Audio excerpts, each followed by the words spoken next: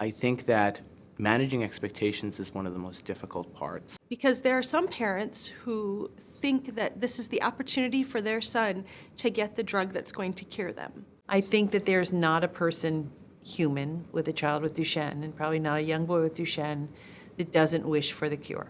Maybe this is it. Maybe this is the drug. I really thought, we got the get out of jail free card, and, it seemed simple to me.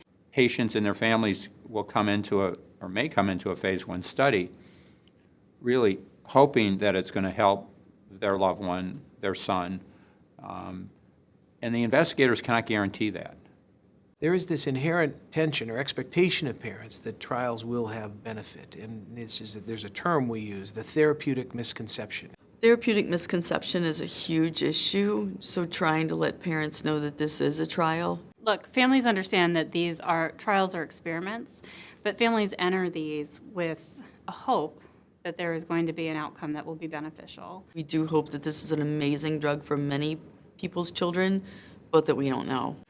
If the clinical trial is going to be conducted in a child, we have a regulatory responsibility for there to be the potential for benefit to that child, realizing that it's still an experiment and there are really no guarantees at all. Maybe day one, and maybe year one, and maybe the first couple of years, you can kind of close your eyes and say, I'm going to have magic. But I think after that, when you see the progression of the disease, the complexity of the disease, then you're looking for disease modification. Most of the times, you don't see benefits right away. Unfortunately, the field is full of trials over the past 20 years that were promising in animals. At the time, they looked like the best thing, but they didn't have a beneficial effect for patients. These parents want some sort of option, and participating in a clinical trial means they're doing something.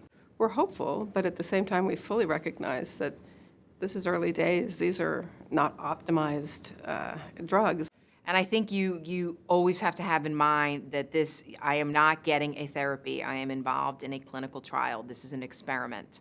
And it's a lot to ask of a parent and their family to say, will you take part in this? Will you go through all of these studies? Will you have a muscle biopsy or 2 muscle biopsies? To let us understand whether there's a path forward with this route of therapies.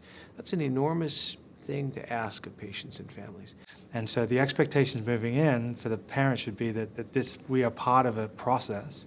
And hopefully, if there is benefit, we will see some of that benefit in the boy. We try to balance hope with reality.